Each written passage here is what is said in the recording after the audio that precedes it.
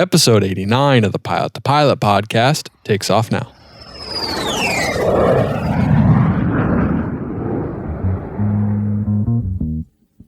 My name is Mike. I'm currently a C-32 pilot and have experience in the C-17s. What is going on, AV Nation? Welcome back to episode 89 of the Pilot to Pilot podcast. My name is Justin Seams, and I am your host. Today, I'm talking with Mike from @VectorsToFinal. If you don't follow Mike on Instagram, you need to follow him right now. Stop whatever you're doing, pause the podcast, go to Instagram, search vectors_2_final, and be prepared to laugh. Now, you're probably only going to laugh if you like dad jokes because that is all he has, and he has some other good stuff too. But check him out nonetheless. You will truly enjoy it. And he also has a pretty cool job, which we're getting ready to talk about right now. AV Nation, if you like today's podcast, please leave us a review on iTunes. You can also check us out on Instagram @PilotToPilot, our website, pilottopilot.hq.com, and our Patreon if you want to support us, which we truly appreciate and couldn't create this content without our supporters on Patreon. Patreon.com/pilottopilot. AV Nation, I want to keep you any longer. So without any further ado, here's Mike from Vectors to Final. Mike, what's going on, man? Welcome to the Pilot to Pilot podcast. Hey, Justin, thanks for having me. I really appreciate you getting invited on this. Yeah, I'm excited to have you on, and the infamous Mike with the great dad jokes and impersonating everyone's pictures online. Dude, I just hope I live up to the hype. I mean, you talked me up in your story today, and it's going to be disappointing when everybody finds out that I'm a lot funnier online than I am in person. Yeah. Everyone's like, someone made a joke saying you have a ghostwriter and you're be really boring in person. It's like, so then I was starting to spread that around. 100%. No, it's my Google skills for finding jokes. But I think it's mostly my filter that I can find stuff because a lot of my jokes that I find are not appropriate, which is not going to be good for Instagram in my account. Yeah, not good. Well, cool, man. Either way, like I said, thanks for coming on. I appreciate it. You have a cool Instagram page, and I think everyone should follow you. Check it out. Humor in aviation is needed, obviously.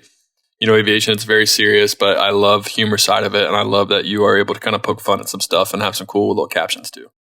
Thanks. No, yeah, I started it kind of because I looked at a lot of other Instagram pages, and everybody has the cockpit photos or the flight attendant photos, and then I started thinking about well, can I combine the two? And then on one of my deployments, I just made a goal of hey, how many photos can I take? How, obviously in not critical phases of flight, who can I make fun of and poke fun at? And yeah, it's grown towards I'm at almost 13,000 now, and it's a lot of fun to try to recreate some, especially the flight attendant photos, is what I think people haven't messed with yet.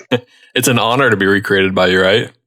Yeah, well, I don't know. I get people's submissions. People are asking me to do theirs. So I welcome if people have a good idea. Sometimes some are not so easy to recreate, like a helicopter photo. I'm like, dude, I can't. There's no way I could do that on a C-17 or a C-32. But I hear excuses. All right, man. Okay. All I hear is excuses. I'll go talk to Marine One and see what I can do. Maybe I don't know. You gotta go start flying helicopters. Sign up for more time in the military, which I'm sure is just what you want to do, just for your Instagram page, right? Yeah, exactly, dude. If it gets me followers, that's got to be do it for the IG, man. Yeah, I'll put that on my next performance report. There you go. Yeah, I did it for the IG. Oh, good job. We appreciate that, Mike. And here's your exit. Yeah, and here you go.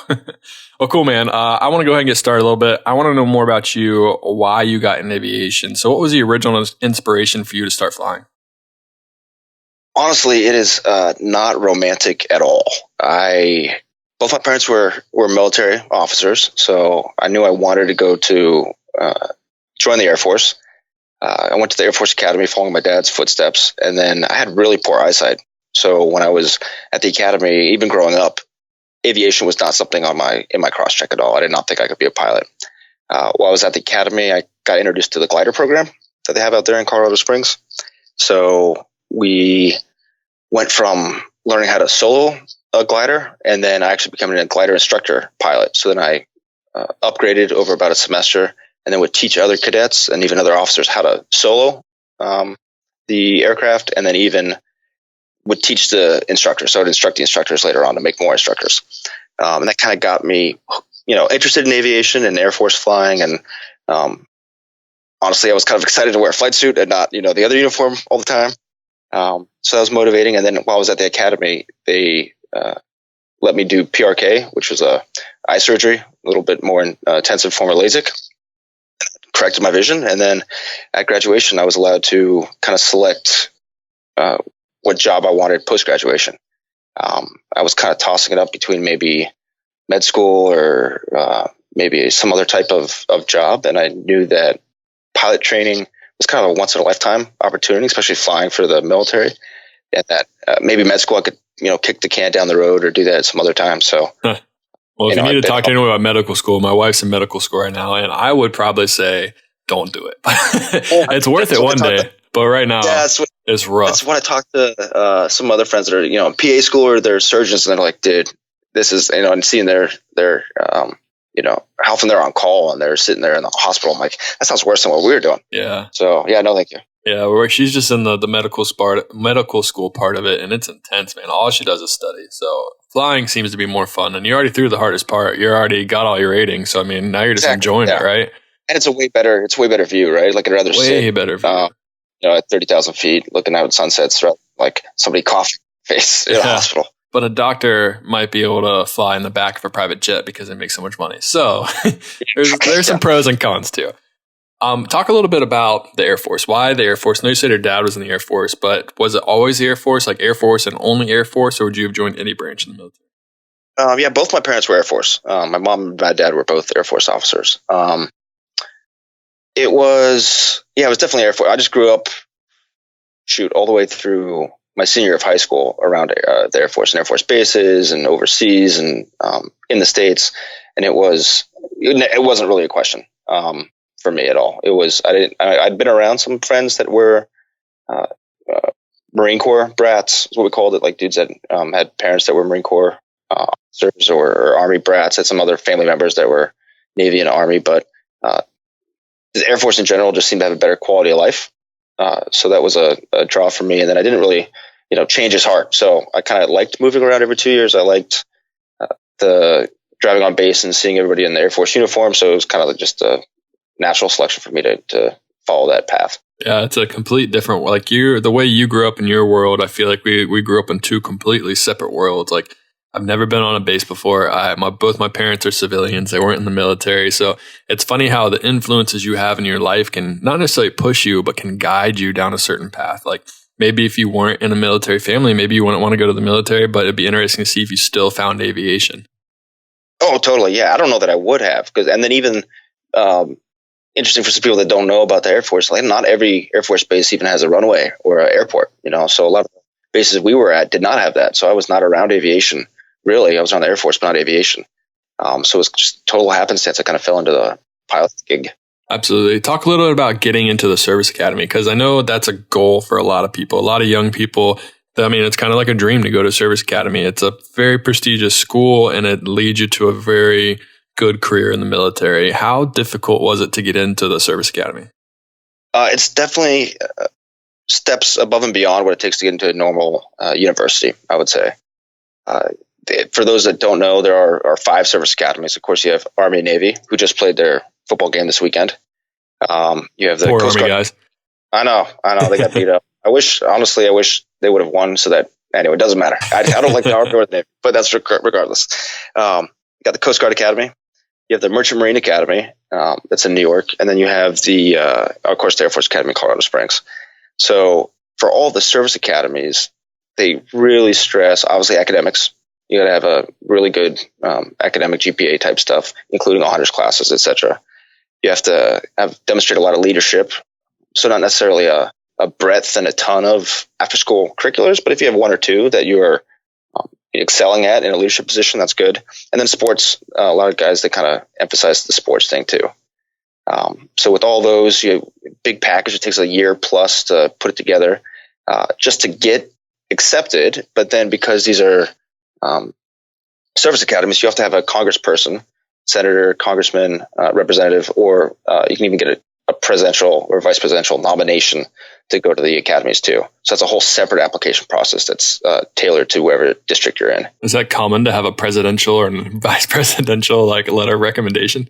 I got a presidential one, I got a senator one, and I got my other one. So the presidential ones and the vice presidents, I think they're set aside for, and it may have changed, but they should be set aside for active duty members, kids, or maybe KIA or MIA or POWs. I'll get automatic bids for that. But then also your senator and congressman have their own processes. So some places I can imagine California or Texas are just inundated with a lot of requests, where other districts that are less populated may not have it. And I think also some of the senators and congressmen can shift around their, if somebody doesn't have anybody in that district that goes to that school for that year, they can kind of give it to another more populated district. Okay. Are the senators and congressmen, are they limited to how many people they can recommend? Or I believe so. Yeah. Okay. No, so it's not like, hey, pay me $100, I'll recommend your kid and make a little side money. No. Yeah, they have a certain number of recommendations or nominations that they can nominate for a certain year for a certain school. So they may have a lot of guys that want to go to West Point, for example. And all those guys go to West Point, and then everyone after that really can't do it for a year or two. Is my thing. Yeah.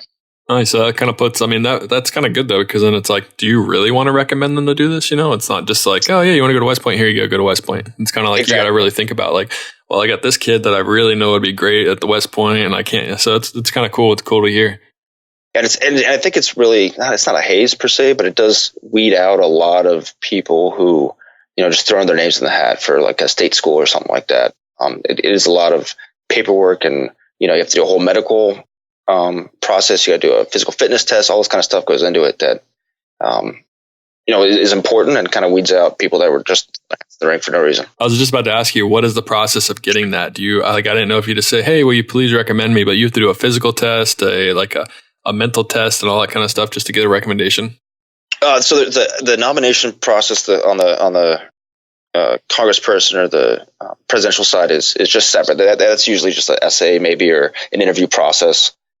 I think it was what I remember what I got for that. But then for the academy acceptance part, that's the physical fitness test administered by like a gym teacher or something, plus an interview with a local military officer who's around, and then also of course all the paperwork for all the academic stuff and essays and et cetera, et cetera. Gotcha. Well, cool. So let's kind of fast forward a little bit. Obviously, that's useful information. I think that a lot of people kind of maybe listening to this might be like, oh, the military sounds really cool, but maybe they don't understand the actual process of applying. And a lot of guys don't ask me till the middle of their senior year. And I'm like, sorry, dude, you need to look at this like your junior year for sure, your sophomore year. The earlier, the better. Just to get the timelines in your head. Yeah. My one of my really good friends, he was a pilot for the Navy, went to the Naval Academy, was a pilot for the Navy. And now he's flying helicopters in the Navy. And since he was 4 years old, we went to school every single grade together. We lived not next to each other, but in the pretty much same neighborhood. And he knew he wanted to be a Navy pilot since he was 4. So this dude was starting in middle school.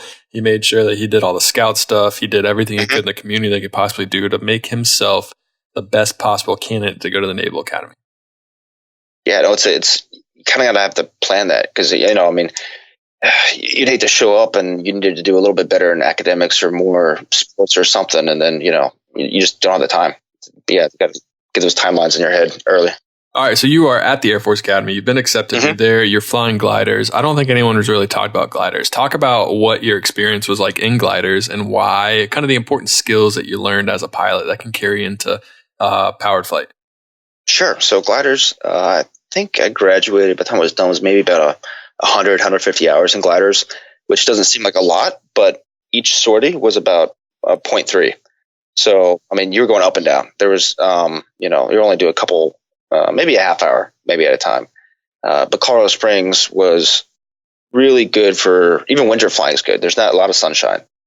So there's not a lot of snowstorms. Summers in the afternoons, they got thunderstorms rolling in. But before that, a lot of convective activity. So gliders were good for figuring out basic stick and rudder stuff, because we use tow planes instead of, I know they can also launch gliders on the ground.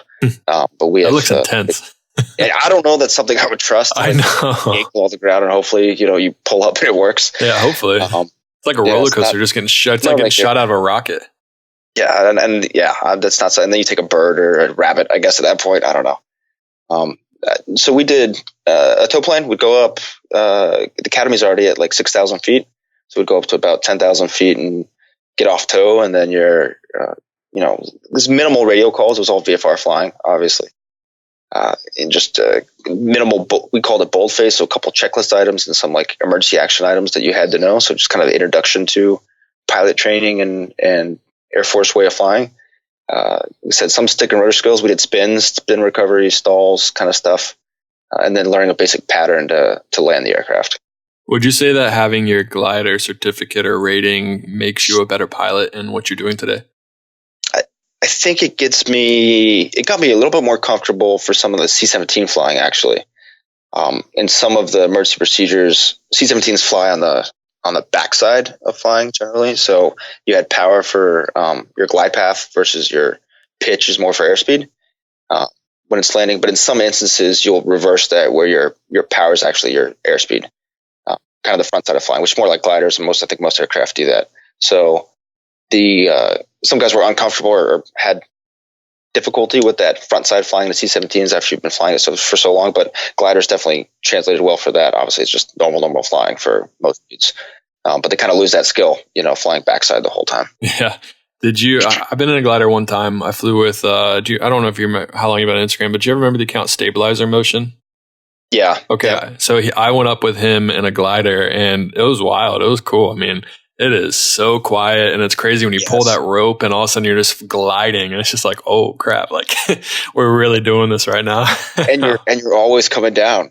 So you built your essay for sure. Like there were a couple checkpoints. Like hey, if I'm at this area of the cadet the cadet area, like I need to be at this altitude. So it kind of like would work you in, but there'd be times, you'd not that you want to forget, but you're like, oh shoot, I'm at 10,000 feet. I need to be, X number. I need to be this area.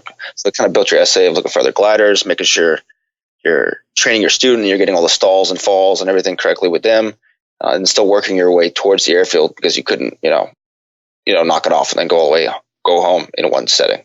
Did you ever have yourself in a situation or know of people in a situation where say they're up training in glider, and obviously if you don't kind of monitor your lift or know where the lift is and you lose lift, and have you ever had people land like off field because they just weren't really paying attention or they kind of had some issues, or was it? Oh, totally. Yeah, I did not. I always made it back to the airfield, but there were, besides a regular glider team, we had a aerobatic team that would just go up over the airfield, do a bunch of hammerheads and spins and stalls and all these kind of loops and stuff, aileron rolls, etc. Then we also had our cross country team, and they would take the gliders and go out. And these guys fly for like 6, 7, 10 hours, something absurd. That's like at one time.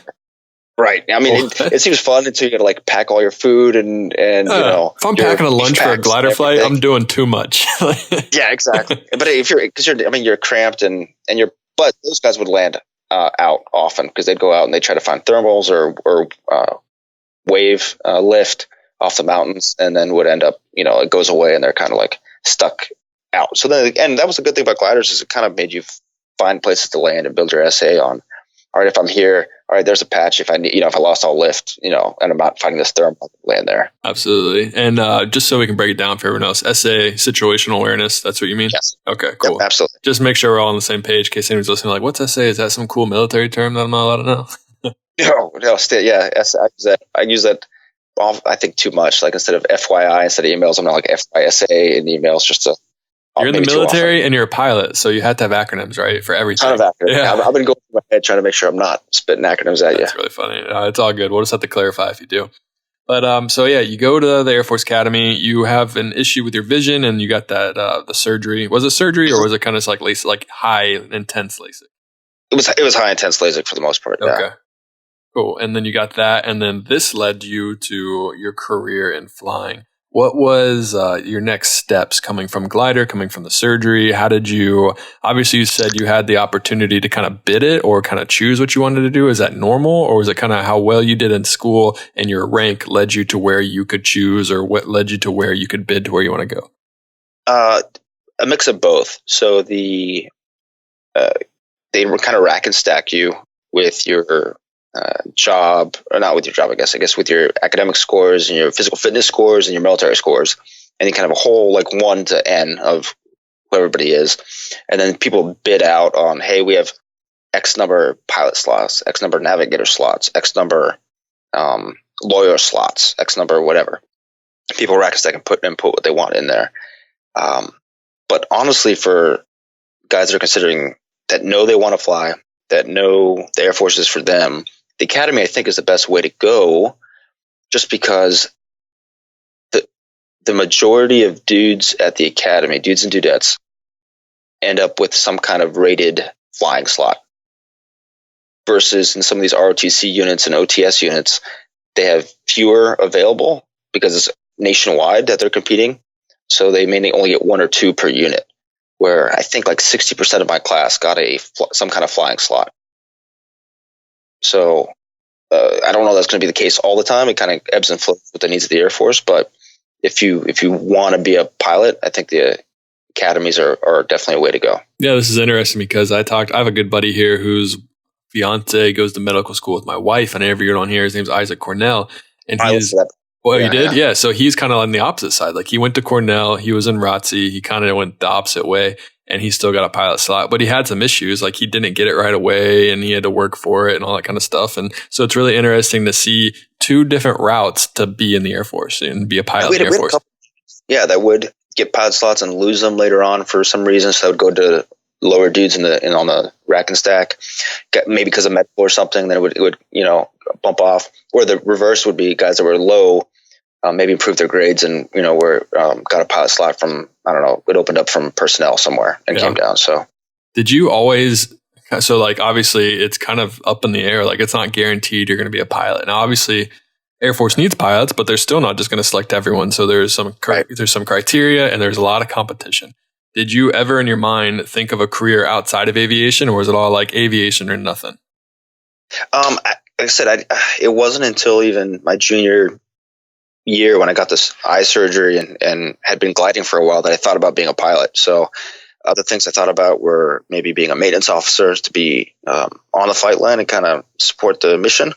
I thought that might be interesting. I thought maybe being we call them Office of Special Investigations, but they're like our Air Force. It's like NCIS in the Navy, or like it's like our investigation branch of our cops. I thought that might have been interesting. Totally different road, But there are tons of Air Force careers. Like I said, med school was something I'd looked at until I figured it was a once in a lifetime opportunity to do Air Force pilot training and to fly these planes that honestly I wouldn't be able to fly anywhere else. No, definitely not. When did you start your training for Air Force pilot? So post graduation, I actually lucked out and I went to joint pilot training. So I went to Whiting Airfield down in Pensacola, Florida, and trained with the Navy and flew T-34s down there. So I didn't take the standard T6 route that a lot of guys now take. When the plane was still available, I took the T-34 Turbo Mentor, I think is what it was called. So our squadrons were mixed with Coast Guard dudes, Marines, Navy, and then also the Air Force, where we learned Navy. It was just Navy, and it was their standard Navy training, but we were a couple like exchange students down there learning the Navy style of training. What was that like? It was different, very different. Good or bad, or just different? Both. Yeah.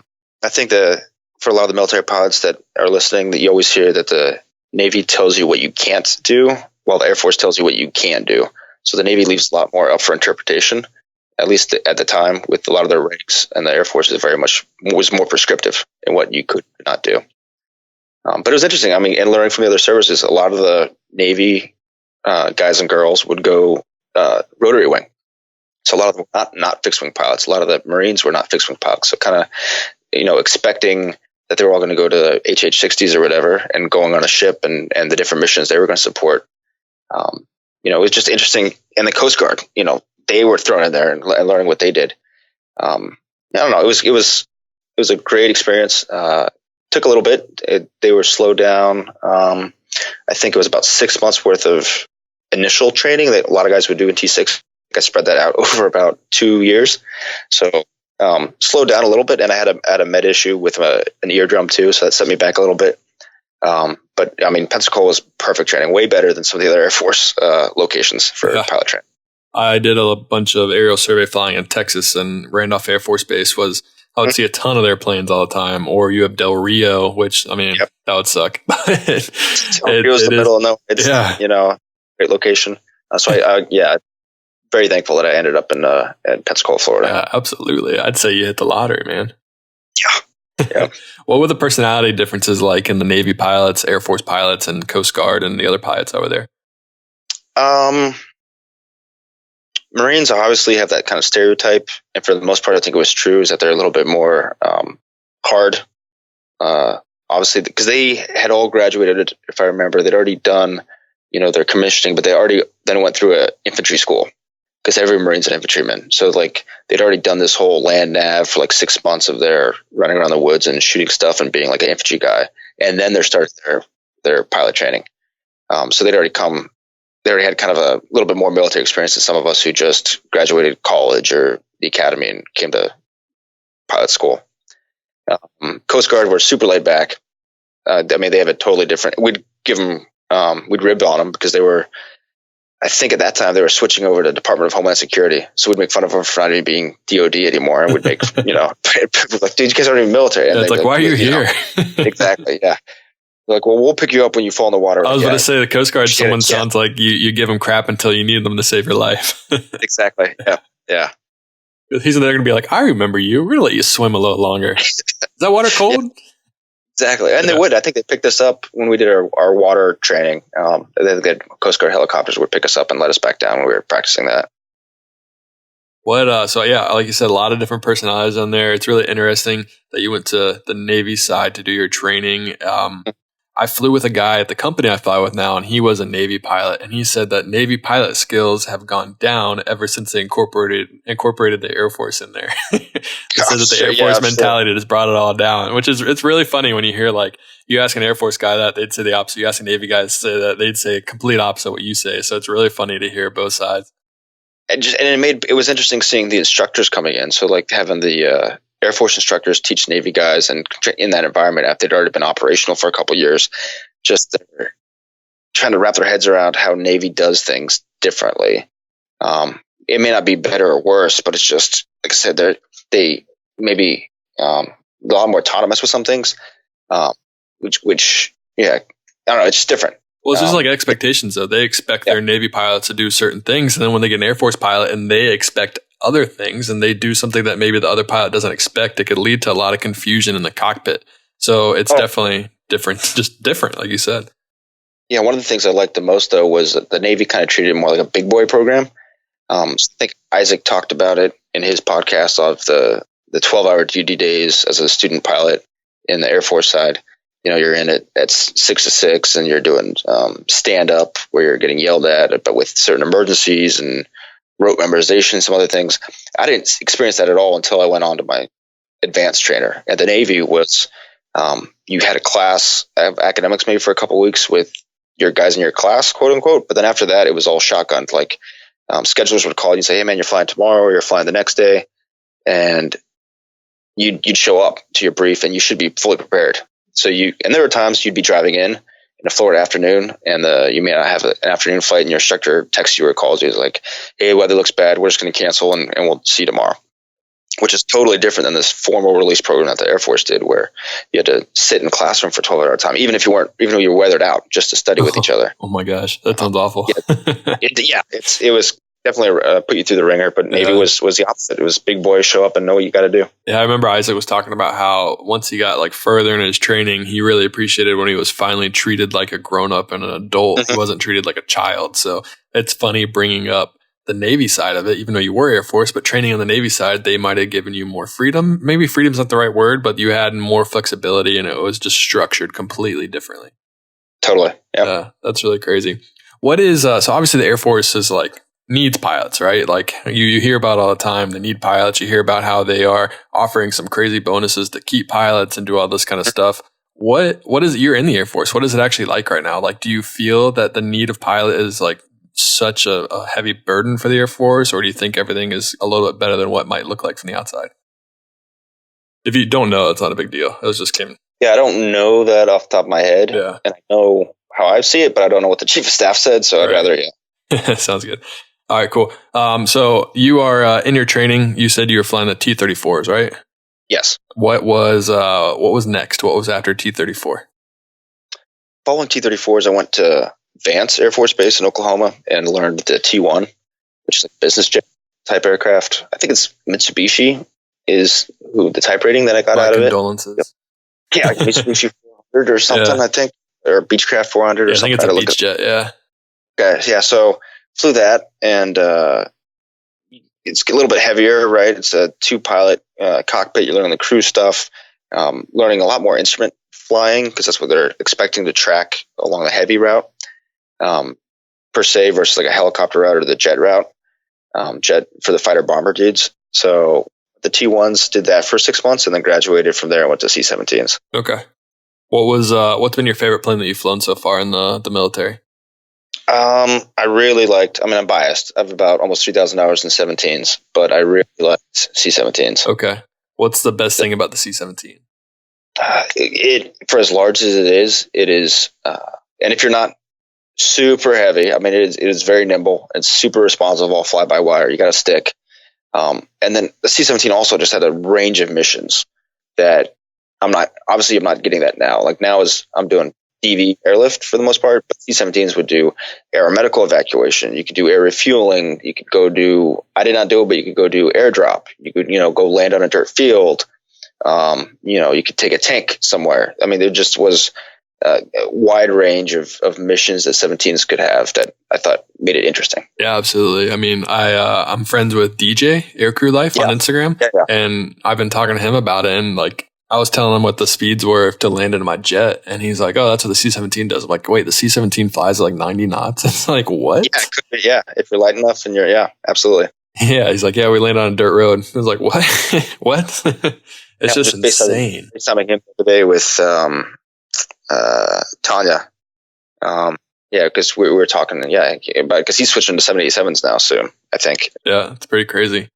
So C-17s, how long were you flying C-17s for? About 6.5 years. Okay. How long have you been in the military in general? I commissioned in 2009.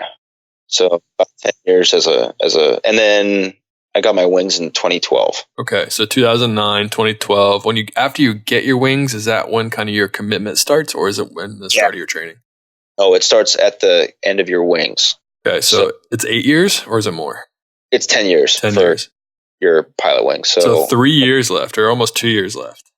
Yeah, pretty much. 2022 is when my commitment is up. Are you the type of guy that has that countdown on your phone, and as soon as it rings, you're throwing your uniform away and walking away, or are you kind of seeing a career in military? I was a scout growing up, so one of the things I keep carrying forward is Boy Scout motto: "Be prepared." So I kind of have all my ducks in a row. If I want to punch and go to the airlines, I have my ATP, my CFII, see all that stuff on that side, and I'll probably get my apps warmed up. But I'm also working really hard at flying, and also all the officership that you have to do on the inside, in case I do the career stuff. So I'm not checking out on either side. I just want to keep my options open until I have to make a decision here in a couple of years. So say you want to stay military. What does a career for you in the military look like? Like, what else would you do to keep progressing? So that's the one thing I think airline dudes don't know a lot of for the Air Force or the military side is we're still officers first. So even though flying, from here on out, I probably the next couple of years would kind of stop flying. I would go to, if I wanted to keep progressing in rank and doing that career stuff, I'd go to, we call another graduate school for military education for about a year, which is not flying. And then I would probably go to we call a staff job, where I'm on a headquarters staff, and I'm helping publish guidance for the flyers that are out there for maybe 2 to 3 years. That's another 2 to 3 years of not flying. And then maybe coming back to a squadron to be a commander or a second in command type person, where I would then fly again. So if I kept progressing in my career as an officer to try to promote and make rank, and there's a lot of stuff I have to do that's not flying related for years at a time. Which is different than airline guys, that are either just flying flyer all the time. It's very different. And it's really interesting to think as an aviator to progress in a pilot world or to progress in an aviation atmosphere, that they would take you out of the plane to do other things. And then in 5 years, they bring you back to start flying again. It's like, well, just 5 years lost. Like, you're going to be a little rusty, I think so, yeah. But then at that point too, for a lot of the senior leaders, who are coming back into the cockpit, they're not going to be the guys on the front line, flying the F-16s in a combat, or they're not going to be the guy landing first the C-17 in Syria at a dirt strip. They need to have that experience, but they have that experience there, and then also the bigger brain experience now to hopefully help direct war efforts. So it's interesting. Yeah, they want you to grow as an aviator to a point, and then they also need you to keep developing as an officer beyond that. Would you say that once you gain that experience and once you have that higher rank, do you think that there's always a fire inside of you to be on the front lines, or is it eventually like, no, I paid my dues, man. Like, we need you to do this. Like, good luck. I think everybody wants to stay in the cockpit and wants to keep flying and wants to keep, leading. But I think there is some realization at some point that really anybody can fly that plane or do whatever, but there's only certain guys that are either legally or otherwise have that, the brain to make the decisions, so everybody can be a pilot, not everybody can be the commander, as it were. How many times have you been deployed? Oh, shoot. Too many to count? Pretty much, yeah. I want to say maybe 4 or 5, maybe 6, somewhere in there. I've done everywhere from Manas in Kyrgyzstan, was a big personnel center for a while that a lot of the heavy Air Force dudes will know. I've done thumb rate in Oman, a couple times at Qatar, maybe once or twice in Kuwait also. But C-17s are a little bit different because we would deploy on like a 3-month stretch. So a lot of other airframes and a lot of other Air Force people deploy 6 months to maybe a year at a time. Yeah, and I was talking to Isaac, who we were talking about earlier, and he was talking like how it can be extended and how you're out there, and it's like, oh, we need you there longer. It's like, okay. we're much closer to our 90-day deployments, and that was mostly because even at home station, I mean, we're gone half the year anyway because we're flying all the way into the AOR, the area of responsibility. So we're flying into Afghanistan, Iraq, from home station, maybe once or twice a month.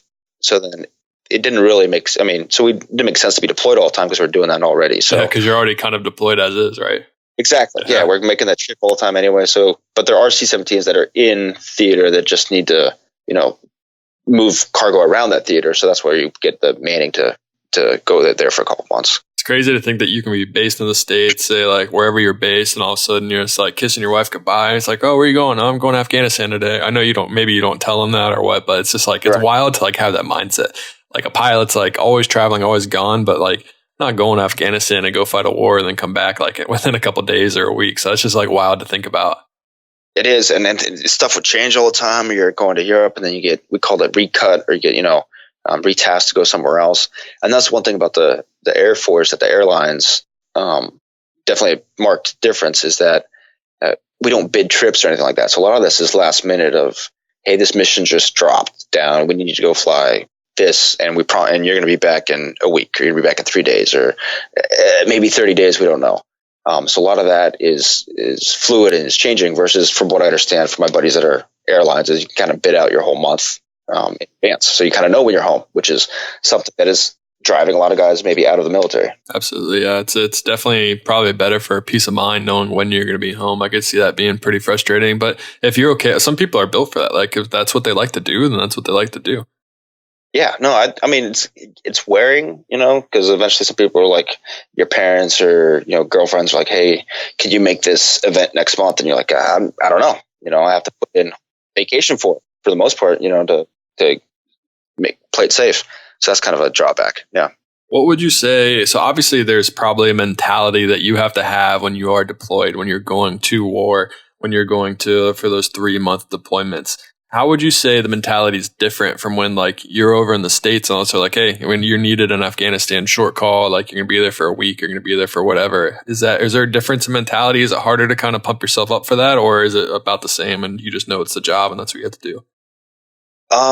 It's a little bit different because you're going to be long term, but I think you have a way better squadron, like esprit de corps, because everybody's in the same boat. And you all know you're going out for 90 days to 120 days and coming back. Where in the squadron, because you get kind of piecemeal together with the crew and you fly out and everybody's going everywhere. There may be times you don't even see a guy for months at a time and he works next to you in the office because your schedules aren't matching up. But usually when you deploy as that squadron, you're really building those relationships because you're seeing guys and you're flying back to back. Now you might do like the night cruise versus the day cruise, but you're seeing guys you hadn't seen in a while, and they're building that camaraderie that you wouldn't have had for that 3 months at home. So everyone becomes a lot more supportive. Whether you have issues at home or not, it becomes a lot more supportive with the missions you're doing. A lot more time for studying and hanging out and being better pilots, because you're doing a lot more of that up down takeoff landing tactical things that you maybe were not doing from the States. Yeah. So once again, the only other person really known in the Air Force was Isaac. So I feel like we're bringing him up a lot, but he was talking about how when he was over there, I remember talking to him before he was going on the deployment. I was like, "Hey, are you nervous? Are you excited?" And he said, "No, I'm excited. Like, I feel like I actually get to do something." Cause I don't know if like he was just doing touch and goes, just staying current when he was here. But obviously it sounds like your mission was a little bit different because C-17 could kind of just go there for a week and come back. But would you say that's a similar kind of feeling for a lot of military pilots, or would you say that might be more kind of squadron based? I think it depends on the mission. So like the tanker air refueling guys often go down and back for weeks or months at a time. But C-17, C-5s, some of the big heavies will do those kind of trips. But a lot of those other aircraft, like fighter guys, bomber guys, deploy as a giant squadron for months at a time because they are not, and just a big footprint they have to go forward with. So they're unable to onesie twosies go out there. So yeah, I think C-17, C-5s are kind of unique in that scenario where we kind of do it, year round. But it is exciting to go out the door with your whole squadron, to leave all your office work behind, knowing that you're just there to perform and do your job is motivating. Absolutely. Yeah. And it's kind of like your sense of purpose. Like this is what you're supposed to do. And you're finally getting to like do your job. Exactly. Yeah. What, let's see. So now you're not actually doing you've already been deployed. Can you still be deployed now, or is that kind of done? There are a couple for the unit that I'm at. There are a couple deployment opportunities that can come down, but they will be mostly staff jobs that are deployed. So pushing paper and scheduling kind of stuff, but in a deployed environment. So you're combat flying, if I don't know like the actual term, but say combat flying is probably done for then over when you're deployed? For right now it is, yes. Yeah. So is that something that you miss, or is that something that you wish would be more? Or are you kind of happy with where you are and what you're doing right now? I mean, we could still go to the AOR in this aircraft. So you can still kind of see some of the action, but obviously we're not going anywhere that's unsafe. But I do kind of miss that because it's kind of nice to like be with your crew and be like, all right, guys, combat entry checklist. Like, let's, we're going into the combat zone, which, is unsafe or unsafe is wherever you're at, depends on where you're at. But it is kind of nice to get spun up and you feel like you're doing work. Yeah, for sure. Yeah, like we said. Talk about the transition and what you're flying now. So you're flying a C-17, arguably one of the most badass airplanes. And now, I love it. Yeah, I would love to see like a passenger version of a C-17. I think there were rumors because there's a Qatari airline, or the Qataris have one, I think, and it's painted in like Emirates colors because it's a maybe it's Qatari airline one because they like the sheik over there owns it. But I can't imagine it'd just be a waste of gas. Oh, absolutely. 100%. Yeah. But I'm just thinking about like them, like passengers complaining about turbulence or like bad rides, but then you get a C-17 and you start doing emergency descents from 450 and get down to the ground in like 2 minutes.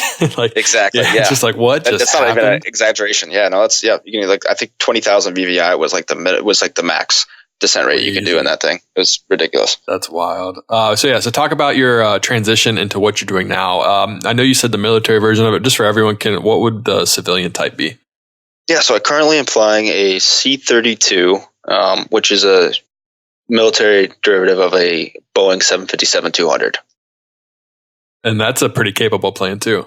It is. It has, and we have the Pratt & Whitney engines. We don't have the Rolls-Royce. So pretty much the same C-17 engines on a less than half the weight aircraft. So it is very fast. So it's definitely a different type of flying. So I'm currently doing DV airlift flying. So this unit that I'm in the DC area is selectively manned. So they take more experienced pilots. So usually guys that are 5 to 10 years into their career that have the hours and the experience, usually instructors or evaluators already in their previous aircraft. They bring you to put an application package together. You get some recommendations. They bring you out for an interview. And then when you interview, they hire you for one of 3 aircraft, either the C-32, the 757, the C-40 is a 737, or a C-37, which is a Gulfstream. We have G5s and G550s here also. So you get hired for any of those in one of the two squadrons, and then you are flying the nation's senior leaders for the most part. What was the selection process like for that? Is this something you applied to, or was it something like, hey, like Mike, we've noticed you and we want you to work here, or want you to come to this unit? We're changing it, but it was just they send like a all call robo email is what we set out, on about once a year. Now we're doing it about 2 or 3 times a year of, hey, send us your applications and we'll look at it. And then if you meet it, we'll call you out for that interview process. It was very much, I think, like a airline interview. So you go out there you're there for a couple days. You have a couple meet and greets and food. There's some written tests you take. And you're interviewing the unit as much as they're interviewing you. So maybe you have certain wife and kid considerations. So maybe the DC area is not for you, or the lifestyle is not for you. So it's organic. It's going both ways. And then at the end of it, you have I think mine was about 20-minute interview. Just sit down, you on one side and like 20 people on the other side of this table in a room. Intimidating. It is. They're just asking you, in your full service dress with all your ribbons and stuff, and they're just asking you pointed questions of, why did you fail this check ride, or why did you, they pull up on the screen. All right, here's this Jeppesen star. Tell me what altitude can you be at this point. I remember I had a question like, what is a marmot? Just off the wall things. Tell me about a time, but some airline stuff too, right? Tell me what you did, whatever. So did the interview, and then a couple weeks later they give you a call. A thumbs up, thumbs down. And where you're at. Would you say that this is kind of a natural path for a pilot in the Air Force to take, or do you think you're taking an unnatural path? It's a little bit unnatural. Okay. It's not the normal progression because it is selectively manned unit. So not a lot of people come this route. And then, so it's just different. After this, I should, like I said, if I continue, go to like a 1-year school or a staff assignment. Or a lot of guys stay here and they kind of become kind of that line flyer, and they stay here for 6 years or so, and then eventually maybe move up to the 747s at some point. That'd be pretty cool. Yeah. What? So obviously you have as much as maybe you wouldn't want to know, it's like you have a presence online, and you're kind of like a personality. You're pretty hilarious online. Everything comes out. Appreciate it. Thank you. Yeah, man. How does your unit, the Air Force, everyone involved on that side feel about what you post on Instagram and stuff? A lot of guys are supportive. Lots of support. Because I try to do everything very respectfully. Obviously, I think we talked about sometimes I get sent pictures to try to reproduce. I'm like, there's no way I can, put on high heels, sit in like the vice president's chair and take a picture with that. Like that's not going to happen. So there's some things that I can, recreate. And there are regulations that you got to follow. There are some guidance that are, hey, do this, don't do that kind of a thing. But otherwise, it's free reign on my end. I just went back after the fact and said, hey, can you look at my stuff and make sure I'm not doing anything? So like, I'm not going to be able to sell Fit Tea. Not that I wanted to sell Fit Tea anyway, but that's not something that, I'm going to do because that's a, government like endorsement thing. But use my discount code, get 15% off. Yeah, I don't know what I would sell. Maybe it's Black Rifle Coffee. That or Breitlinks. Breitlinks give me a call. I'll sell some Breitlinks maybe. Shoot, if Breitling wants to hit me up, what's up? I'll sell. I just want a Breitling. Like, all right, come on. Exactly. Yeah, please. Funny. Just give me a discount. That's cool though, because obviously social media in aviation is still kind of taboo. I mean, you hear in the airlines, like it's still kind of like, I feel like it's a very gray area. Like there is a do and don't, but you still see people still posting the don't and not getting in trouble. So you're like, well, is it okay then? It's like, how do you do this? And then GoPros and cockpits, and you see European airlines, like there's tons of films on YouTube and online of them just posting everything. And it's like, well, how can they do that? So it's really interesting to hear the Air Force side of it and hear kind of that they're okay with the social media and that you kind of have free reign in some aspect. I'm sure they don't want you putting GoPro videos of like live action, like actually doing that. So you definitely know your limits, but it's just very interesting. We're in such a weird time with social media and aviation, and just it's very interesting to see where it's going to go and where they set the limits. Because like I said, like I feel like it's a little bit gray and it might need a little bit more rewording, and we need more set limits of what is okay and not okay. Yeah, there's a lot of. I mean, there's two things that I'm always mindful of. Is one is like the piloting side of it. Like, I've had guys in pictures be like, "Oh, well, why did that switch out of position or something?" I'm like, "Oh, yeah, but it was maybe deselected for some other reason or whatever." But so there are guys looking at the piloting thing. So of course I'm not going to be like taking a selfie, at 500 feet above final. Like that's, some stuff, I'll have other guys take pictures. So there's that aspect to it. But then there's also, for me at least, the operational security or the OPSEC side of it. So like you said, like I'm not going to put a Snapchat story of me going into Afghanistan and back, or here's my Facebook Live of whatever. So a lot of times I'll handle both. I'll scrub photos. I kind of wipe my name out, so that's not out there. Maybe some unit patches of dudes, but then also I'll tag things weeks or months after the fact, or maybe even the wrong cities or whatever. Just because I'm kind of trying to mitigate both at the same time. Right. Absolutely. And that's probably the best way to do it, because like we said, it's like the gray area, someone might not, you're always going to piss someone off. Like no matter what you do, everything you do, someone's going to have an opinion. Someone's going to find the one fault in the picture when you're just trying to have some good, fun humor. And it's just, exactly. You got to be careful. Yep. So I was very interested about kind of, you're at a point right now where the airlines probably, I mean, depending on who you are, but the airlines are a very promising career right now. Everything looks good. The money looks good. The planes, I mean, they're getting newer airplanes, and you have the opportunity to do some pretty exciting stuff. It's like we talked about DJ. He's been an American for 6 years. He's been an FO on the 787. Now he's had to move from different cities. He's been reserve and he's done a lot of stuff to get there, and he's worked really hard for it, but he's in a very good spot right now. So you have this really lucrative career kind of staring you in the face. And then you also have 10 more years, or you have the potential to be 10 more years in the military, and you get the big retirement and you get all that kind of stuff. So like, well, how do you even compare those two? How do you choose a route? How do you know you're going to choose the right route?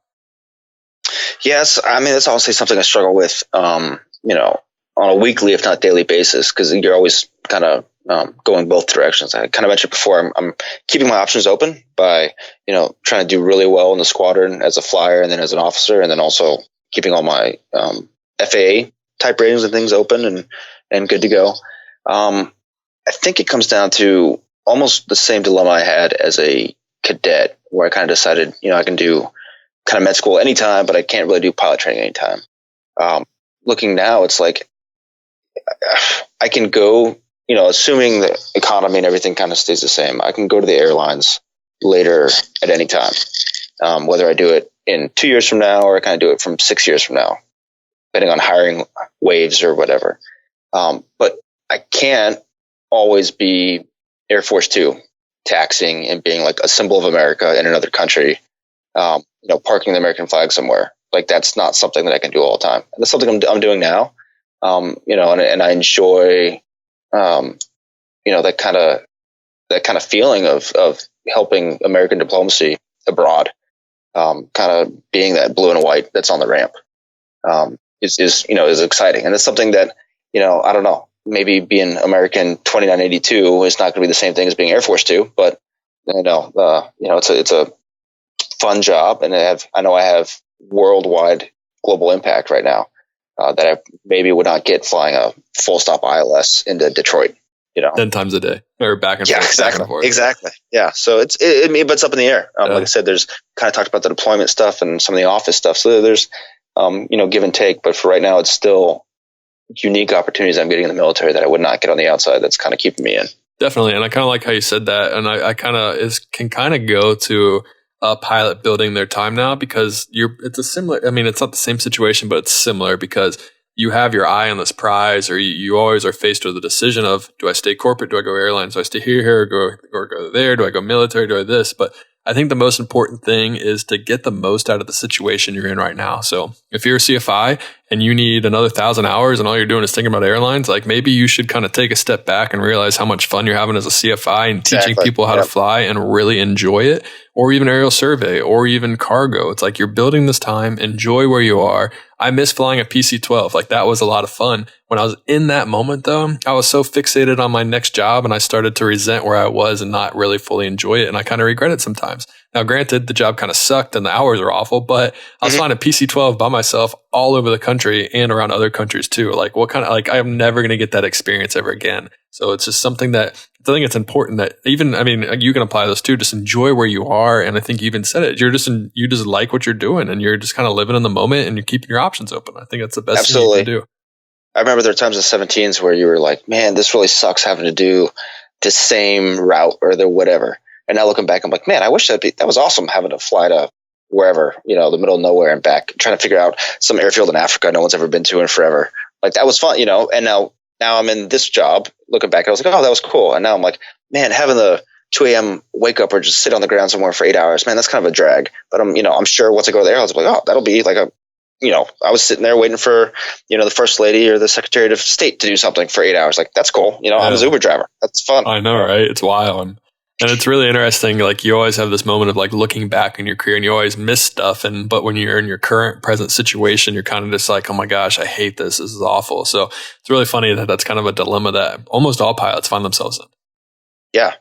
Absolutely. That's awesome. Well, cool, man. I have a couple more. I have some rapid fire questions for you, which they might apply to what you're doing. I don't know. I don't know how often you take airlines or what you know about everything, but we'll kind of see what we can get. So I'll ask you some of those real quick, and then I'll have one more question for you. Sure. All right. First one. So rapid fire. First question is it's all gonna be based on airline or planes, airlines, everything. Mm-hmm. You just say the first and the fastest thing that comes to your mind. Okay. All right. What's your favorite plane you've ever flown? C-17. Least favorite plane you've ever flown? Probably the T-34 because I never had air conditioning that worked. That's hilarious. Never worked. So the side note, the plane that I'm flying now, the Latitude, it's the first plane I've ever flown with air conditioning and heat in a bathroom. So like I'm happy. Nice. There's not much else that's gonna make my life much better. Exactly. So, yeah, those are huge. That bathroom's crucial. So crucial. So nice. All right. What is the ugliest airplane you've ever seen? Oh, probably it was some Army like C-12 variant. It just had like a million antennas coming off of it. It looked like it couldn't fly. Is that the King Air? Way too many. It was like their King Air, but it was some, I think, Army like counter drug plane. I don't remember the name. I just saw something like that in St. Louis, and it had these like crazy huge like antennas going vertically up and down, like 3 of them on each wing. Everywhere. It's like it just got like hit with a bunch of arrows. It just had all kinds of stuff everywhere, and that did not look like it was a fun plane to fly. Yeah, that's funny. What's one of the hardest check rides you ever had? One of the hardest check rides was a C-17 simulator check when I went in and my publications were wrong when I first stepped into the plane or first into the briefing. So I knew I already like hooked the check ride. So then you had to go fly the rest of the check ride. So having to, and the rest of the check ride went fine, but having to like let it, go off your back and be like, okay, hey, I already screwed this part up. They weren't updated, whatever, but now I have to still perform. And I can go back and fix the pubs. That was definitely the hardest check ride. Gotcha. What's your favorite airline livery? Honestly, I just flew the other day through Dallas and I saw some of the retro American ones. And I think even some of the retro, the other day I was walking, I'd say any retro one. Like I remember seeing some TWA one on the ramp. I saw Northwest one sitting on the ramp and I thought those were like really cool looking. What is your favorite thing about aviation? I like generally the professionalism of everybody. That in aviation, if you screw up, especially pilot to pilot kind of stuff, like if someone's doing something wrong, you can point it out and no one really gets upset about it because it's pretty factual. Yeah. It's like, you almost killed us. Yeah.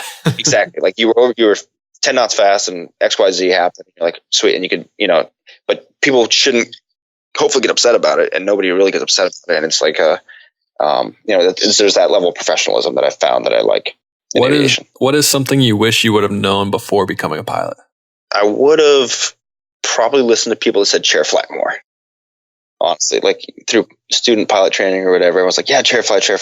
And like, I would memorize the things and like kind of halfway chair fly, but that it's just so, and it's not until you get to the plane, right? Then you're like, crap, what's the switch I got to hit? And also make the radio call and do the thing. Yeah. So chair flying probably, even though you think you're comfortable in it, chair fly 10 times more because then that's going to just make it all muscle memory. What's the hardest approach you've ever flown? Hardest one I ever did was I was a co-pilot for it, or we called it pilot monitoring in C-17s, and we were stuck between Bagram, Afghanistan, and airfield called Shank, which is a tiny dirt strip to the, I think, west of Afghanistan, or Bagram. And we were stuck between thunderstorms and the airfield being under attack. So, like, we're going to go one way and the thunderstorms are there blocking it. We turn the other way and they're like, oh, the airfield's under attack, so it's shut down, standby. And then we're like, so we picked our way through all these thunderstorms and icing and stuff and finally made our way to this dirt strip that was infamous in C-17s for guys that had, somebody had landed long there one time, somebody had broke a plane there one time. So, picking our way through thunderstorms and icing to land there at like a, infamous airport for us, for C-17s, was definitely one of the harder approaches I've done. That sounds intense. What's one of your favorite airports to land at? It can be, let's do like favorite airports in the USA to land at. I think one of my favorites was, in the US, I liked Honolulu. Flying out there, because you have the outside runway, you have a weird, like, it's a visual approach, like a 90-degree kind of turn to land there. And then you're like taxiing in forever. That's a lot of fun. And then honestly, kind of feeling like a big boy. I think you guys talked about it when you first time you landed like Chicago or New York, and you're like, even though you're screwing up the pattern and everything for everybody else, and you're like too fast or too slow, and the controllers are yelling at you, and you need like progressive taxi because they don't know where you're going, but you're like, oh, I made it. You see your like reflection in the terminal, and you're like, oh, this is cool. Like, I made it, Mom. Yeah, I'm in O'Hare. Yeah. Like, that wasn't that bad. I'm a real pilot now. Exactly. Then you get the penalty boxes, and you're like, oh, I'll sit here because I didn't get my clearance. Sorry. Yeah. Dang it. What about outside the U.S.? Do you have a favorite airport? There are a couple. Some of the ones I liked a lot were in Jordan. A couple of them, because the taxiways, they like encroach. Some of their apartments encroach like right on the taxiways. It almost looks like you're dragging a wingtip through a dude's like living room.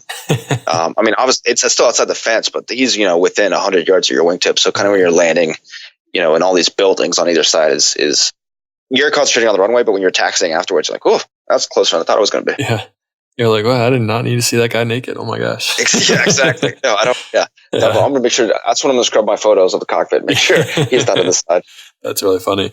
Let's see. Would you rather fly over, say, the ocean, the United States, or just like Europe, or do you have a favorite kind of topography or geography to fly over? I was going to say Europe, mostly because the ocean's okay, but it's always a little bit uneasy, if you like, whether you're doing ETOPS or something and you're like, oh shoot, I lose an engine. Now I got nowhere to land. So land just in general, because I'm scared of cat.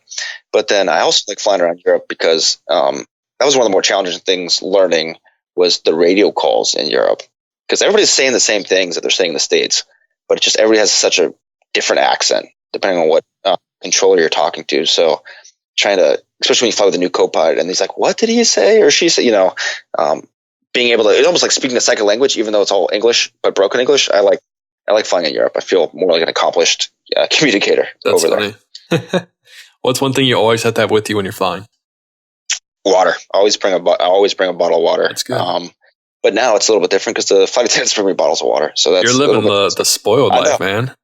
Honestly, yeah, it's a little bit. I got to pinch myself sometimes when I'm like, 17s or some other planes, you have to go bring your own coffee and your food. And every once in a while, the flight attendant will stick their head up and be like, hey, sir, you want some more coffee or snacks? I'm like, yes, I would. Yeah, thank you. Yeah. Thank you for that. I don't want that black coffee crap. Make me an espresso. Exactly. Yeah. I'll get That's big just quick. Yeah. All right. Those are all the rapid fire questions I have right now. So you survived. Congratulations. Last question is for you. Is someone's following your Instagram account? Someone really wants to be an Air Force pilot. They want to go to the academy. Maybe let's say they're like 10 years old, 13 years old. What are like 3 tips or a couple tips that you can give them to help prepare themselves for a career or even entry into the service academy?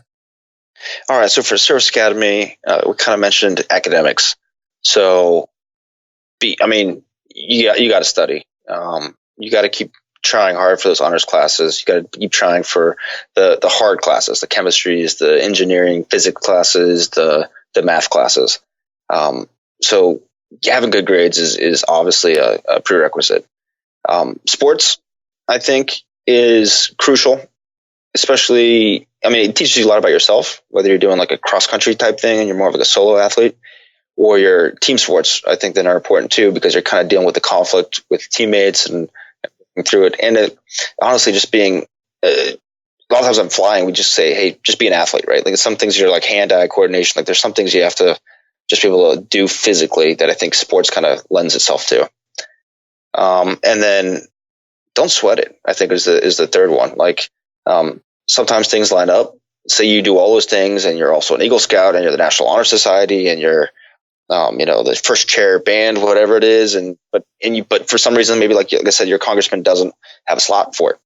Like, I mean, that's not the end all be all, is that service academy. Or you can go to like the prep school and delay a year and get in later. But it's, don't get too wrapped around the axle of that being your only life goal, because if you don't get it by the time you're 17 or 18 and, it goes away, your life is certainly not over. Right. No, I love that. That's great advice. And I think that can be applied outside of service academy and just in general. You don't get that job you really wanted. It's like, hey, what are you going to do about it now? It's like you still have a life to live. You still have to find a way to provide for your family and your future. It's like, what are you going to do? Adapt. It's kind of like be an athlete. Figure it out. Like you just have to handle adversity and deal with it. And there's Coach Meyer, he used to always tell us, I believe it was, there's an event and there's a response, and that equals your outcome. Mm-hmm. So you can't control the event, but what you can control is the response that you have to that event, which then is what the outcome is going to be. So you can control one of the two and make sure you control your response. And you can take it one way, which is a good way, and take not the high road, but take a way that you can use it to your advantage and learn from it and grow. Or you can be a Debbie Downer and really kind of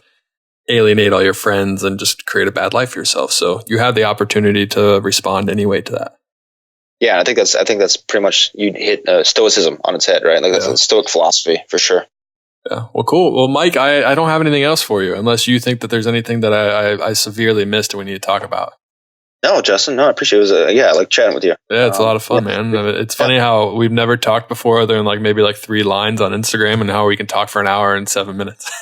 Yeah, I know. Crazy. Yeah. Well, I guess my last thing is, do you have any more, what's your next big photo? So I'm always looking for the flight attendant one. So I got a couple of those. The one thing I haven't done, and I'll probably wait till I'm on my way out, is try to get a good selfie with the VP. That'll be a good one, but that's going to be definitely on the way out. Otherwise, I got a couple flight attendant ones lined up. So when you post that selfie with the VP, that's definitely you letting everyone know that you're going to the airlines. That'll be my punch. I'm on my way out.